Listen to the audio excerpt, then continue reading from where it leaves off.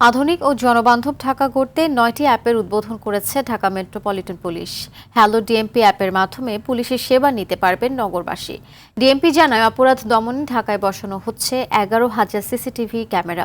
বৃহস্পতিবার থেকেই চালু হচ্ছে AI ways road transport management অ্যাপের মাধ্যমে আইন লঙ্ঘনকারীদের ডিজিটাল মামলা। এছাড়াও পুলিশ সদস্যদের ছুটির আবেদন, আবাসন ব্যবস্থা সহ প্রশাসনিক কাজে ডিজিটালাইজেশন সম্ভব হবে এসব অ্যাপের মাধ্যমে। বিকেলে ডিএমপি কার্যালয়ে আয়োজিত অনুষ্ঠানে প্রধান অতিথি হিসেবে পুলিশ মহাপরিদর্শক আলী হোসেন ফকির অ্যাপগুলোর উদ্বোধন করেন।